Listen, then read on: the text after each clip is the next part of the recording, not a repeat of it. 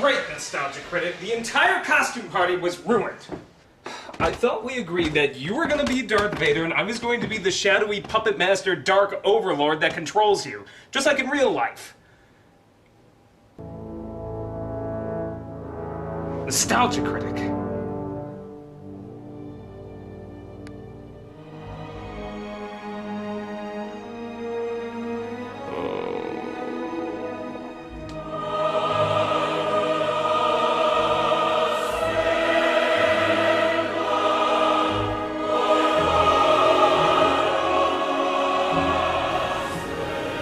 Nostalgia Critic, can you hear me? Yes, my brother. I apologize. I passed out after I thought I heard news that there was another animated Titanic movie.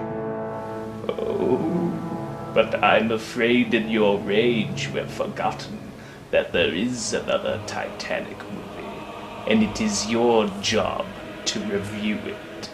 It can't be. I reviewed it already.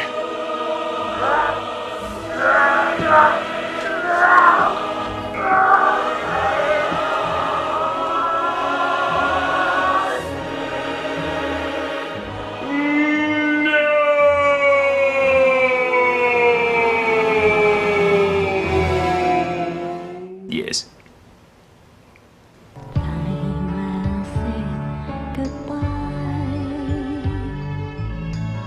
Yes, ladies and gentlemen, it appears there's another feature-length ripoff of James Cameron's Titanic. I can't believe I live in a world where two of these exist. And you think that'd be bad enough. But if you can possibly comprehend this, it is actually worse than the other version.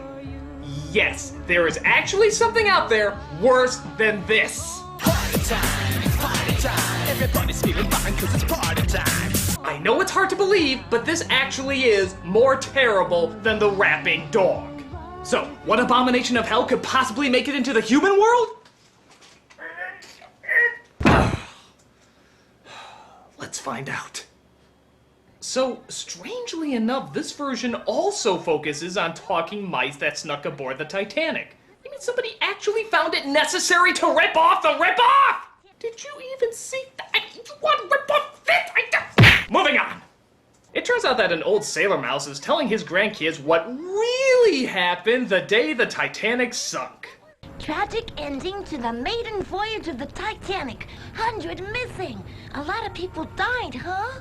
The truth of the matter is that those missing persons were never really missing. It's a long and complicated story. Really? So that's how you're starting this movie out, by saying the hundreds of people that died on the Titanic didn't really die on the Titanic. It's all a misunderstanding. One of these days I'll tell you the whole story.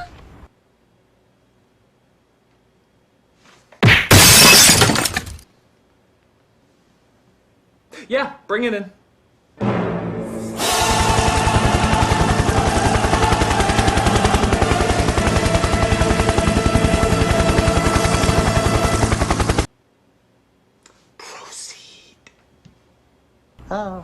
All right, youngsters, you've talked me into it. I'll tell you the whole story. Yes, please do! My curiosity for this story that involves everyone surviving one of the biggest disasters in the world is really quite fucking peaked!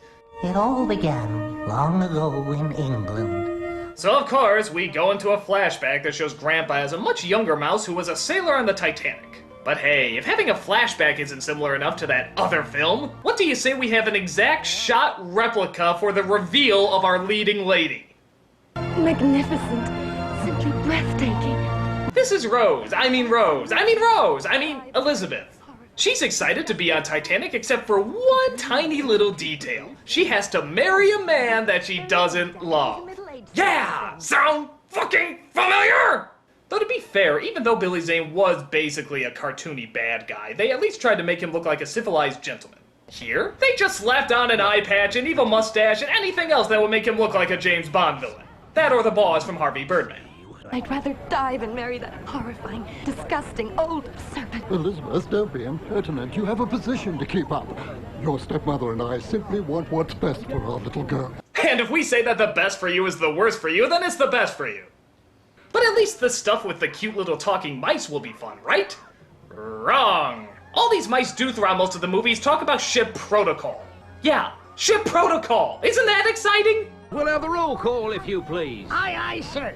Mr. and Mrs. Angus Wallace Bruce McMouse. Mr. and Mrs. Porrig Liam O'Rat and 2 children, Juan and Evita Raton with offspring, Jean-Luc and Francois Ratatouille, and the Mousetti family from Sicily, featuring Parmigiano, Pecorino, Gorgonzola, Provolone, Fontina, Caciocavallo, Ricotta, Mozzarella, Herr Heinrich and Frau Greta von Mauskaiser with adjunct Shlomo and Becky Boydsil, and the Da Silva Pereira Kenzo family from Recife, with 2 children, Ronnie and Estrella. Let's look lively now with the boarding procedures. So we go up that rope, is that it? It's a right idea, but you have to learn sailor talk. Only landlubbers call that a rope. To us, it's an hawser. Hey, remember when we used to just sneak aboard and eat shit? Can we go back to those days?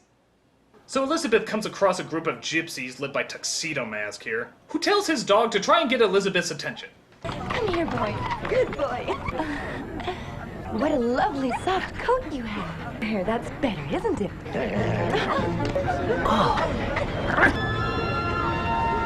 You idiot! I told you to get her necklace! What kind of stupid mutt are you?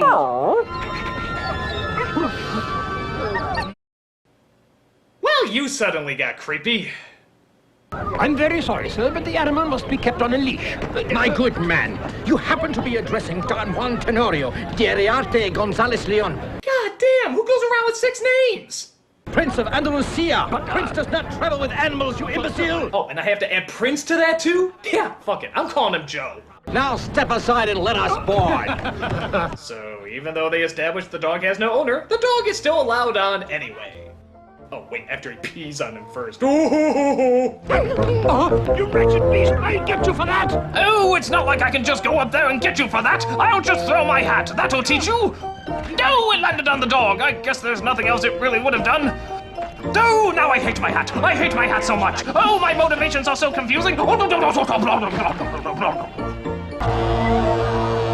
So after leaving the town of genetic clones, I'm not kidding, look! We see our villain, named Maltravers, talk about his plans as a whaler. There's no reason whatsoever why the Duke shouldn't grant me exclusive worldwide whaling rights. Not to mention the hand of his darling daughter. By marrying her, you'll get your mitts on all of his money. Exposition. You hit the nail on the head. There's nothing in the world that counts besides money and power. Everything else is simply there to be used to achieve those objectives. I think we just saw the meeting for how this movie got greenlighted. So we get one of those phoned-in CGI shots of the ship as the captain discusses what he's gonna do for the evening. There's only one thing worse than a party, and that's a gala evening. Mr. Craig, have me called for any problem whatsoever, and if there aren't any, make one up. Oh, you mean like iceberg right ahead? Yes, that's a good one. Hurry up, Ronnie, we're late. Oh good, our mousy friends got away from the rest of the team. I guess that means there's not gonna be any more ship protocol. Ow!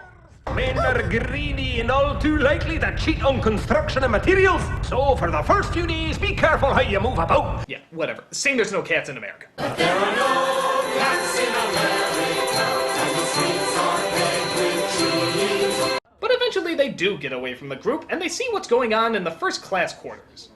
She's as beautiful as a picture and as fiery as the fish out of Carioca. I'll see her in my dreams for the rest of my life. I hate to be a spoil sport, but I would like to draw to your attention the fact that she's a woman and you're a mouse. Well, there's one thing I'm not, and that's a racist. What? Well, there's one thing I'm not, and that's a racist. Did we really just take a situation with 2 mice, a young woman, and somehow come out with racism? How do you do that? First of all, it's not racism as much as speciesism. Second, why is he fantasizing about a human female? Don't we have enough weird fetishes already with that crazy glove-smelling fucktard? Let's keep the oddness to a minimum. Oh god, I spoke too soon. Just when you thought things couldn't get any weirder, things couldn't possibly get more fucked up, take a gander at this. What's her name? Oh, I don't believe it. I can understand them. You can understand us thanks to a net of magic moonbeams that caught your tears as they fell into the water. We added a little magic of our own, and voila! The spell was cast. Pardon? Okay, am I dreaming this? I really must be dreaming this. I really can't comprehend this at all. At all. I mean, okay, we now have magic dolphins who apparently can fly because, well, how the hell else are they staying up there so long? Who can suddenly talk to her because her rainbow bright tears caused some moonbeam bullshit and now everything's coming up Dr. Doolittle. But sure, why not? Okay, you can talk to dolphins now, arguably one of the most intelligent creatures on the entire planet. So what exactly are you gonna say to them? If I could turn into a dolphin like you, that would make me happy. That's great, young lady, that's great. You wish you were a dolphin, that's wonderful. What the fuck am I watching?! Okay, for the sake of argument, let's say that you stayed in the theater after you saw this scene. What exactly are they gonna do with this revelation? We're engaged in a desperate battle to save the lives of our friends, the whale. The Maltravas ships are hunting the poor things near to extinction. I'm sorry, which story are we watching? The love story, the ship, the mice, the whales? What is the focus? You can't just throw this incredibly bizarre bullshit at us and just expect us to go along with it. I mean, it's like saying, hey, the Titanic wasn't destroyed by an iceberg, it was a evil gang of underwater sharks who are in cahoots with the evil whaler. Hey, me and the boys are ready to go into action anytime you say, guy. Ice, I have a message from the boss. Stay alert and don't stray too far from the ship. Tell him we're ready to destroy anything, anytime. I'm sorry, I need to drop something.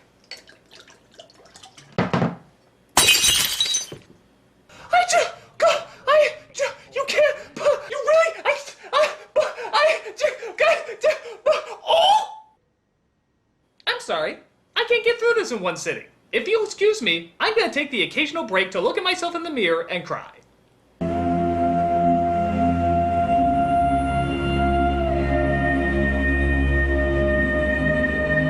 Whew. On we go. So, why can the bad guys communicate with the criminal underwater shark gang? We don't know. It's never explained. Maybe he got some of that moonbeam bullshit from a crack dealer or something. But as of now, he doesn't want them to destroy the ship just yet. He just wants them to stay close. But luckily it seems that magic also seems to work with mice, as Elizabeth can suddenly understand them now too. You ought to face the issue squarely and tell your father and Everard what you think. You've gotta fight.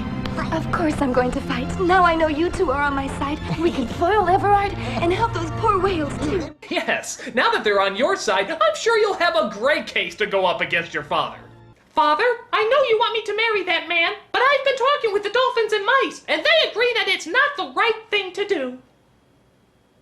But honest to God, they did talk to me! But Elizabeth does go to set the record straight, and it turns out her father takes it unrealistically well. I have absolutely no intention of marrying Everard. I'm sorry to upset your plans, but... Plans, did you say? My one and only plan, dear girl, is to see you as happy as possible. And I would never dream of forcing you to do something you don't want to. Unless it was the beginning of the movie, in which case I said you have no choice. Seriously, what did she do different? She made the same argument she did before. In fact, it's actually less angry. Are you honestly telling me that this... I have absolutely no intention of marrying Everard. ...is much more stronger than this? I'd rather die than marry that horrifying, disgusting old serpent. That's just the PMS talking. You'll get over it. I have absolutely no intention of marrying Everard. Whoa! Calm down, bitch! Calm down! Oh! Alright, we'll figure this out, man. Jesus! But meanwhile, down this hallway, or maybe it's this hallway. Nope, I guess it's this hallway. The bad guy is looking to make sure his evil wedding schemes go according to plan. But luckily, the mice kick him with a soccer ball and send him hilariously flying down the ship. Seems kinda pointless, seeing how we already know that Elizabeth isn't going to marry him, but hell, we need something to top the dog pissing scene, don't we? Meanwhile, apparently Joe is still in this movie. As we see, he spends most of his time... Oh, God, get over it! God, I miss Elizabeth. Almost as much as I miss Vanessa. But it turns out the animals lead them together and they finally discover each other. And of course, they decide to dance. But, unlike the other animated Titanic movie where they shared only 3 lines of dialogue and decide they love each other, here they only share 1 line of dialogue. Yeah, one fucking line of dialogue and they know it's meant to be. I guess she considers sniffing the glove first base. But the whaler and evil stepmother, it turns out, are in cahoots with each other and they want to stop them from hooking up. I trust I've been clear enough. If Mr. Maltravers is so important to you, then you marry him. Actually, that's a great idea. If she's so evil, why doesn't she just leave Elizabeth's father and go with the whaler guy? Doesn't that make more sense? Whatever. It seems that boat has sailed or sank, so I guess it's better just to cut their losses and move on to the next logical step. Hold the father up at gunpoint, force him to sign the whaling concession, and tie him up so he won't escape. Tell me you wouldn't do the same thing! So he sends the message to the whalers that they're allowed to hunt wherever they please, but luckily the mice cut the wires before the message can get out. I'm sure that won't backfire in any way. But wait, with the father tied up, someone's liable to come across him. So again, what's the logical thing to do? The ship has to sink tonight, but remember, not a second before midnight, or else all your work will have been for nothing. Consider it done, Pally. Midnight on the dot. That's right. It's the evil gang of sharks that sank the Titanic because of a needlessly complex whaling scheme. Aren't you glad we're simplifying the emotions of a horrendous tragedy to an insultingly basic battle of good versus evil? After we've arranged for the iceberg to appear in front of the ship, we'll hold the rudder in our teeth, keeping her on course. I don't even get it. Why do these Titanic movies need a bad guy? Isn't the iceberg sort of the designated villain? Well, let's just call it a bet. A couple of my boys think they can heave an iceberg farther than tentacles can. Oh, that sounds like great fun. So the sharks trick a giant octopus named Tentacles into an iceberg throwing contest. There's a giant octopus with a dog's face in this movie and they're only waiting till the last third to show it. Way to subtly wheel us into that suspension of disbelief. Don't you realize what you've done? I beat the sharks at ice throwing. You threw an iceberg at a ship full of people. I don't know how many of them we'll be able to save. Oh, no! It's not like he can just grab the iceberg and push it out of the way. Oh wait, yes he can. Why don't you just grab the iceberg and push it out of the way? So the whaler and stepmother escape on the boat and, not to give anything away, but the iceberg hits the ship. Hey, considering how much else they changed in this movie, I'm surprised they kept that. They're sure to send out an SOS. Maybe there's a ship near enough that can make it in time to help us. Oh my goodness, we cut the wire! And you didn't repair it after? That's against every rule of the Sea Mouse Maritime Union! We spent 2 hours talking about ship protocol and you didn't even follow it? A pox on you! So they try to fix the wires with the help of another mouse named Camembert. Get it? It's a cheese! But the wires won't stretch far enough, so there's only one thing to do. I've got it! Connect the wire to my mustache! Yeah! What? Yes, this will be an incredibly funny scene if it didn't end up killing him. No, seriously, it ends up killing him. Look. Oh, Camembert, what a hero. Okay, there's a lot of moments in a Titanic movie where you're supposed to have a serious death scene. You picked one, and it's a fucking wrong one! Oh, and unlike that downer Cameron movie where there weren't enough lifeboats, this film sets the record straight. There's room for everyone! See? There's room for everybody.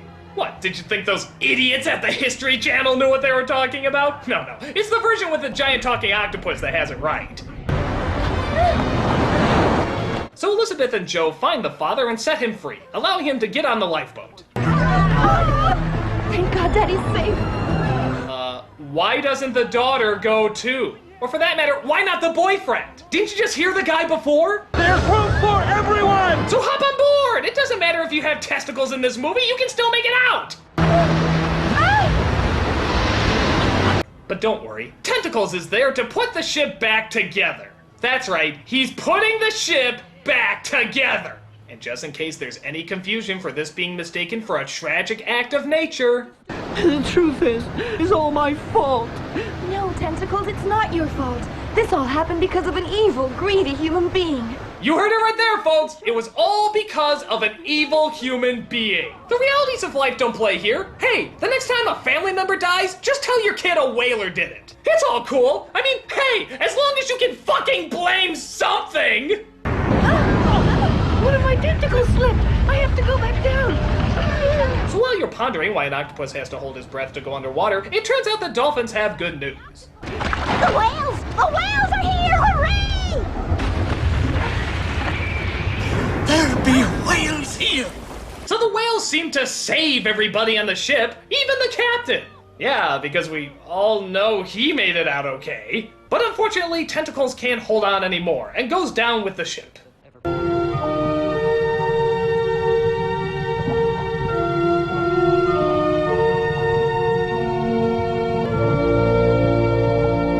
Well, that sucks. But we have a wedding to cut to. That's right, Elizabeth and Joe finally got married, as did Grandpa Mouse and that blonde who he only shared one line with. Seriously, do these guys ever start a dialogue? When suddenly, their attention is drawn to the river. I have the most wonderful surprise for you! That's right, Tentacles is alive! And look, even Camembert, with no explanation whatsoever, somehow made it out okay. I thought you were dead. Nope. Tentacles is alive! Look out there on the whales! All the others are alive too! That's right, even though there were no whales or people in that shot you just saw, apparently everybody made it out alive. Thank God this isn't the least bit insulting to the hundreds of people who tragically lost their lives, or else this could possibly be the worst thing we ever produced as a species. Tentacles, you are a true hero. And the many people who couldn't find space in the lifeboats, you saved their lives too. Tell us how you accomplished such an amazing feat. It was the whales who did it, really. What is up with the whaling shit in this movie? Look, if you want to make a movie about whales, that's fine. More power to you. But leave the deaths of hundreds of innocent people out of it if you don't mind. I mean, even Ferngully just stuck to the rainforest. They didn't try to work in the Hindenburg disaster or anything. So this Ronnie is Granny Stella's brother. So flashback to present day as the kids realize Grandpa has clearly gone off his meds and made this entire story up. That means nobody's hunting the whales any longer. Is that right? Unfortunately, no, children. There'll always be another Everard Maltravers. Their names may change, but their evil lives on, and the whales are still hunted. Oh, Christ. Shut up! I hope we nuke those fuckers so we don't get any more movies like this. You heard, children. Enough is enough. Your grandfather loves to tell stories, but like all sailors, you shouldn't take them too serious. Understatement of the fucking millennium. Oh, Connors. So just to recap, everybody, nobody died on the Titanic, animals can talk with moon magic, sharks form underwater gangs, whales are Jesus, and the reveal of a giant talking octopus in New York got absolutely no media attention whatsoever. So, to sum up... Nope, I need a minute.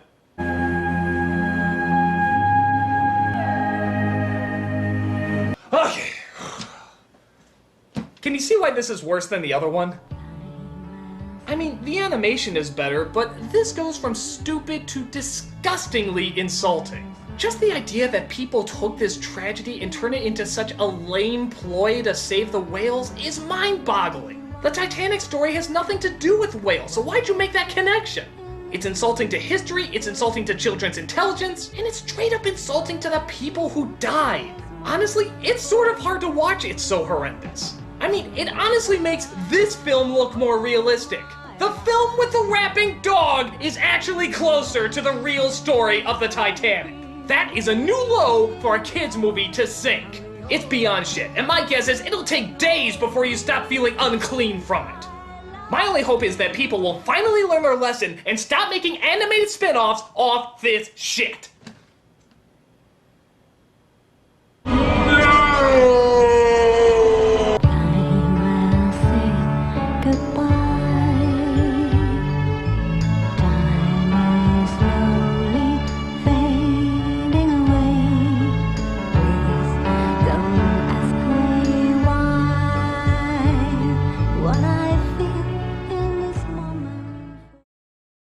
Well, there's one thing I'm not, and that's a racist.